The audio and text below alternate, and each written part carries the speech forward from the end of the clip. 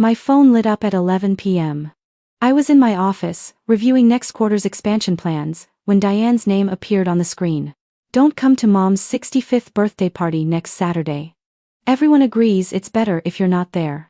You'll just make things awkward with your situation. Mom deserves a nice celebration without having to explain what you do for work. I read it twice. Then I set my phone down and went back to my spreadsheet. The flagship property in Charleston needed new furnishings. I had a meeting with the interior designer at 8. I typed back. Okay. That was it. Just okay. What Diane didn't know, what none of them knew, was that in 6 days, I'd be standing in the lobby of the Grandview Hotel in Boston, watching the final preparations for an event that would change everything. But I'm getting ahead of myself. 10 years ago, I was living in a studio apartment in Queens, working the night shift at a mid-range hotel in Manhattan. I checked guests in, handled complaints about the air conditioning, and occasionally had to deal with people who'd had too much to drink. My sister Diane was finishing her medical residency at Mount Sinai. My younger brother Ryan was at Georgetown Law. And me? I had a high school diploma and a name tag that said front desk associate. Every family dinner was the same. Mom would ask about Diane's patients, Dad would talk about Ryan's moot court victories, and then there'd be this pause. This painful, awkward silence where everyone would look at me, and someone would eventually say, "And Maya? How's the hotel?" The tone. God, the tone. Like they were asking about a lemonade stand. "It's good," I'd say. "Busy." "Well," Diane would jump in, "at least you have a job." That's something. At least you have a job. Like I should be grateful for scraps. When I was 24, I started noticing things. The way guests would complain about the same problems over and over. The dated decor. The inefficient check-in process. The lack of personal touches that made you feel like you were staying somewhere special rather than just somewhere. I started writing things down. Little observations. Ideas. What if hotels felt less like institutions and more like homes? What if the staff knew your name, your preferences, before you even walked in? What if luxury wasn't about gold fixtures but about genuine hospitality? I took every extra shift I could. Saved every penny. At 26, I had $37,000 in my bank account and a business plan I'd been perfecting for 2 years. I bought a small, failing bed and breakfast in upstate New York. 8 rooms. The owner was retiring, desperate to sell. I got it for $220,000, putting everything I had as a down payment and taking out loans for the rest. My family thought I'd lost my mind. "You're going to own a motel?" Diane had said, her voice dripping with concern that felt more like contempt. "Maya, that's... I mean, do you know anything about running a business? It's not a motel. It's a boutique hotel." "Okay, but still. You're a front desk clerk. This is a huge risk. I've worked in hotels for 6 years. I know what guests want." Dad had cleared his throat. "Sweetheart, we just don't want to see you fail. Maybe you should stick with what's stable." But I didn't stick with stable. I renamed it the Berkshire House. I renovated every room myself, spent weeks painting, installing new fixtures, learning carpentry from YouTube videos. I created a design aesthetic that felt warm, personal, intimate. Each room was different, themed around local history, with curated books and locally roasted coffee. I launched with a soft opening and a social media strategy I'd taught myself. Within 3 months, we were fully booked. Within 6 months, I was hiring staff. Within a year, I was turning a profit. By the time I was 28, I owned 3 properties. By 30, I had 7. I learned to identify undervalued buildings in up-and-coming neighborhoods. I learned to design experiences, not just rooms. I learned that hospitality was about making people feel seen. But I never told my family. Not the real numbers anyway. When they asked how the bed and breakfast was going, I'd say, "Fine." Staying busy, I drove my old Honda Civic to family gatherings. I wore the same clothes. I lived in a modest apartment, because most of my capital was tied up in properties, in growth, in the vision. And every gathering, every holiday, every birthday, there it was. That look. That tone. Still doing the hotel thing? Maya's little inn. Well, at least she's trying. Diane got married to a cardiac surgeon. They bought a house in Westchester with 6 bedrooms. Ryan made partner at his law firm. And me? I just kept building. By 33, I owned 12 properties across the Northeast. I'd developed a reputation among boutique hotel circles. Travel magazines were starting to notice. We were getting 5-star reviews, celebrity guests, influencers who wanted to feature our spaces. But to my family, I was still just Maya with her little hotel business. Last Thanksgiving, Diane had actually patted my hand across the dinner table. You know, it's okay that you didn't go to college. Not everyone's path is traditional. Some people are just meant for service work. Service work. Like it was a consolation prize.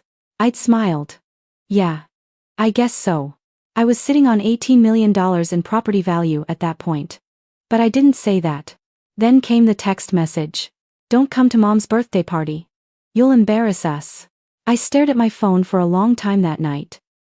Part of me wanted to reply with screenshots of my portfolio. Part of me wanted to forward my latest profit and loss statement.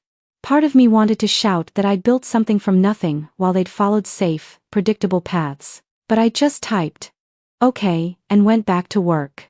3 days later, my assistant Jordan knocked on my office door. Maya?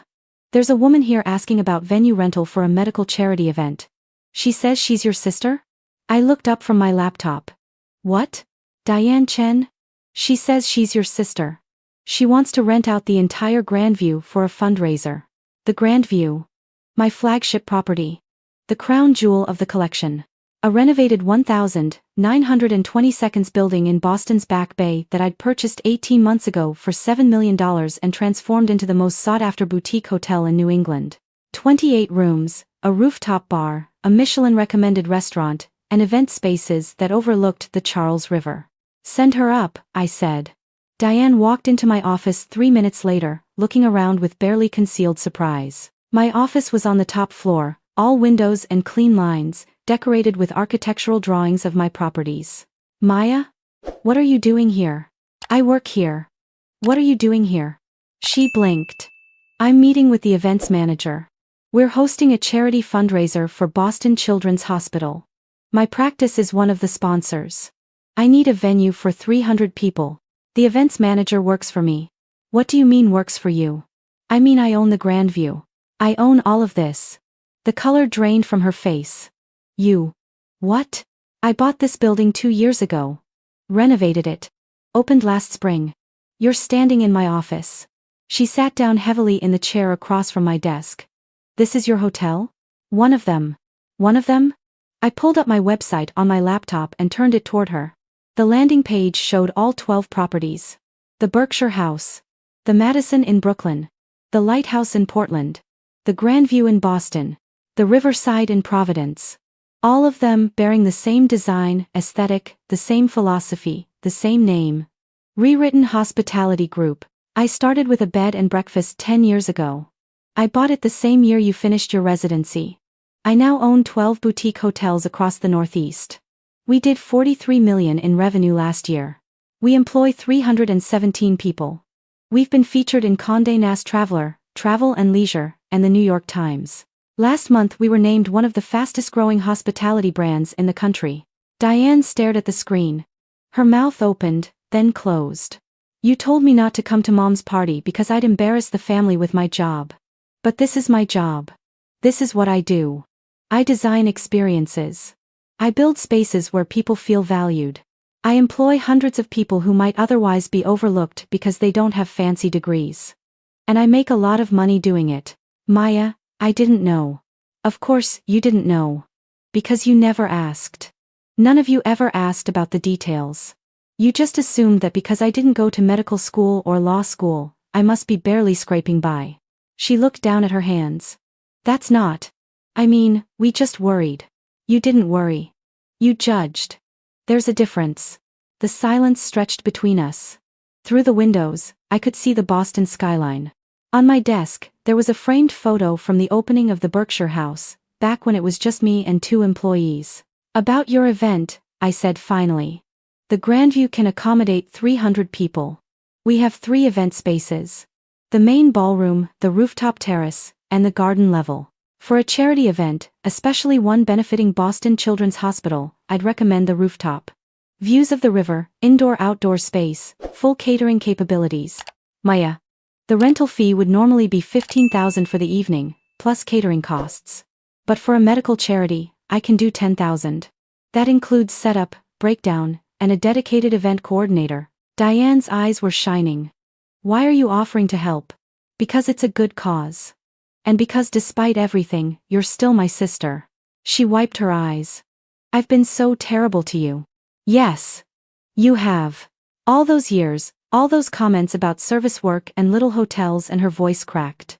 God, Maya. You must have wanted to punch me. Several times. She laughed, a wet, broken sound. Why didn't you say anything? Why didn't you tell us? I leaned back in my chair. Would you have believed me? If I'd shown up to Thanksgiving 2 years ago and said I owned 8 hotels, would you have taken me seriously?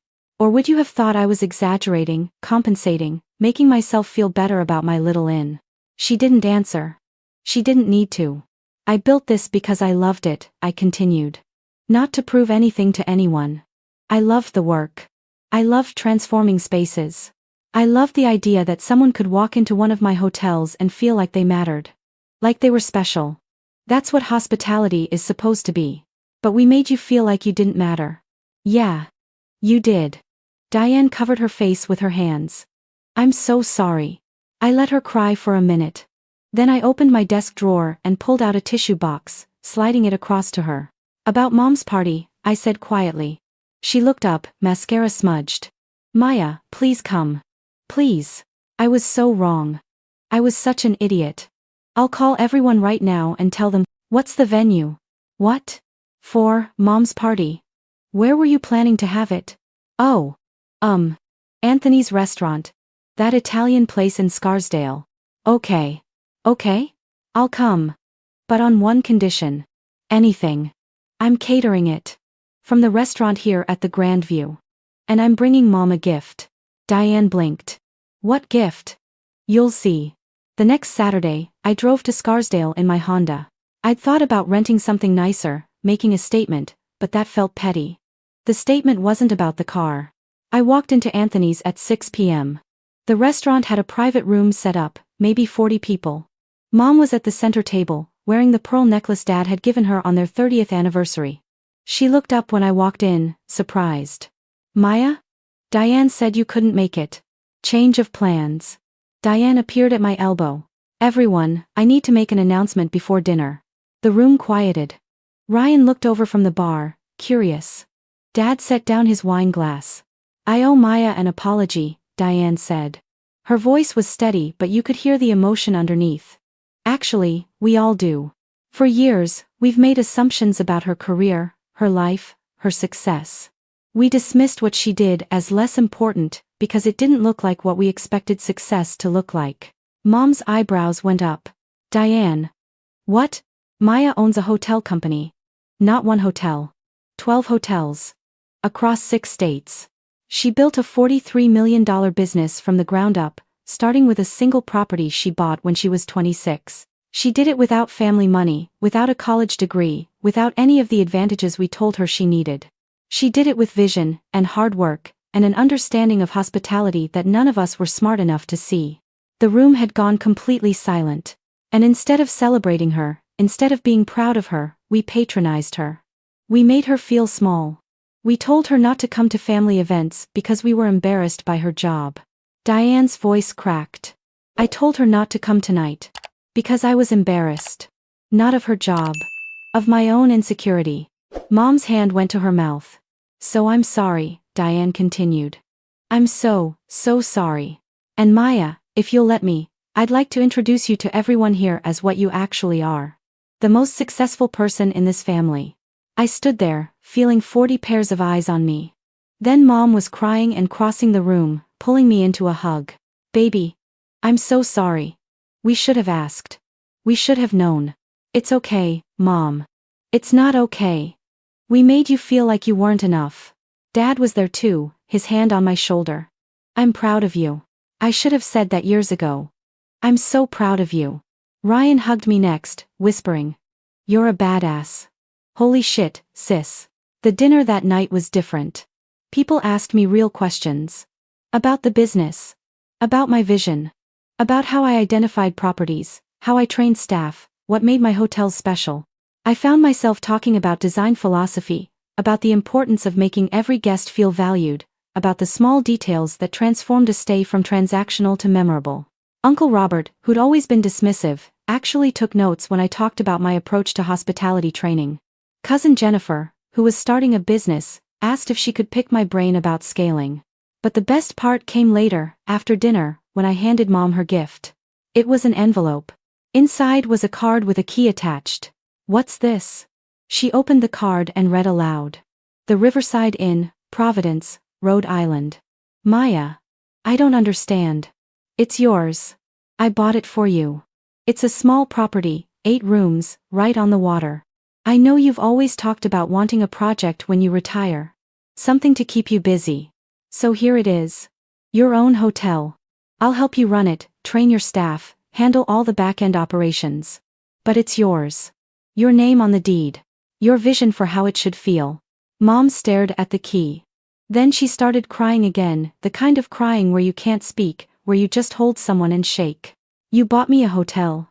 She finally managed. "A small one. But yeah. I bought you a hotel.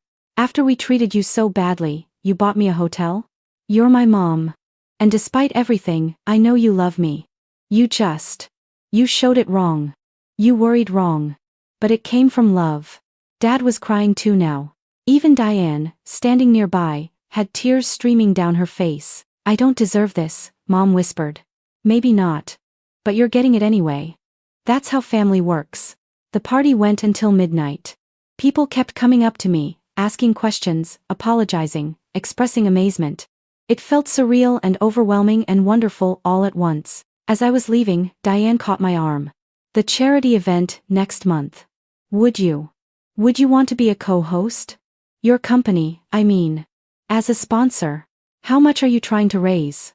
$200,000. For the pediatric cardiac unit. Make it $300,000. Rewritten Hospitality Group will match up to $100,000 in donations. And we'll waive the venue fee entirely. Her eyes widened. "Maya, it's good business.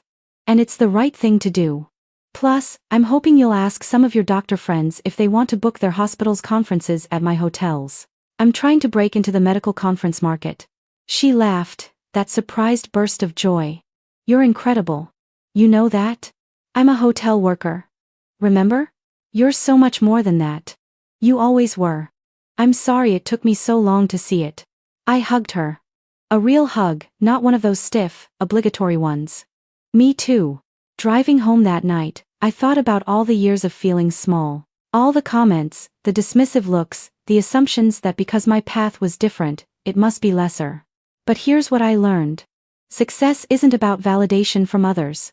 It's not about proving people wrong or rubbing their faces in your achievements. It's about building something you believe in, something that matters, something that makes the world a little bit better.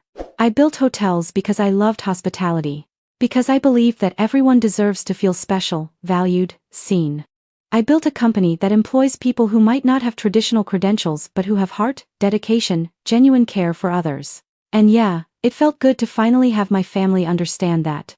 It felt good to see the realization dawn in their eyes, to watch them grapple with their own assumptions and biases. But the real success?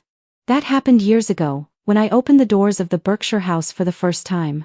When the first guest checked in and said, "This feels like home." That's what I built. Not just hotels.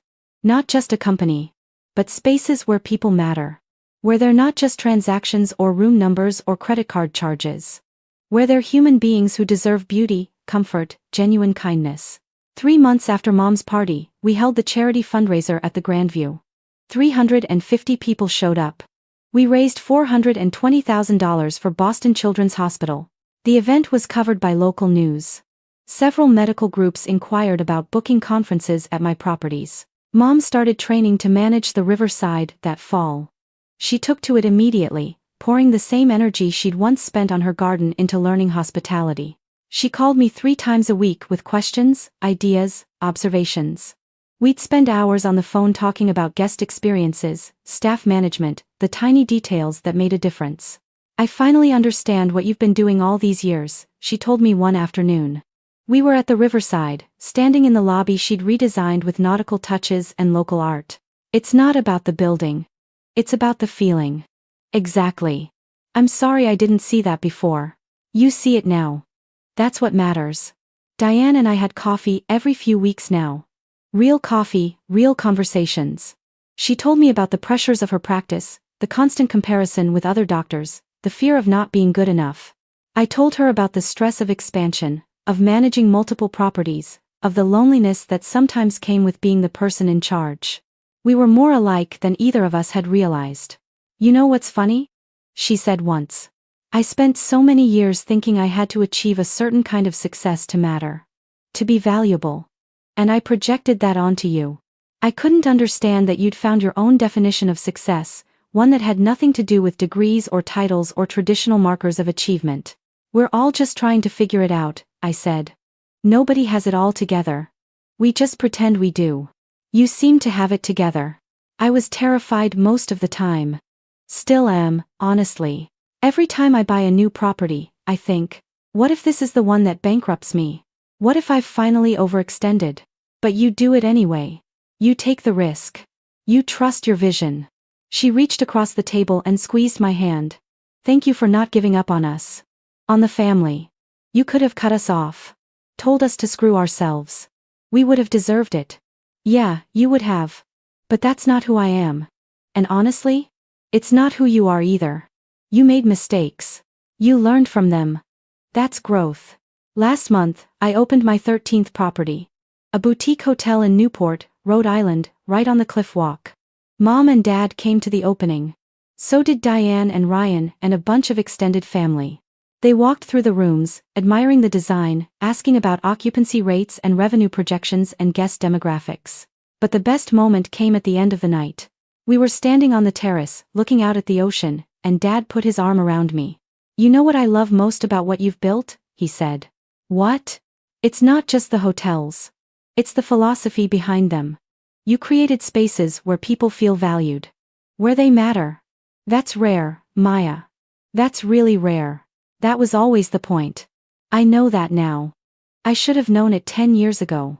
I leaned into him. It's okay, Dad. We got here eventually. And we did.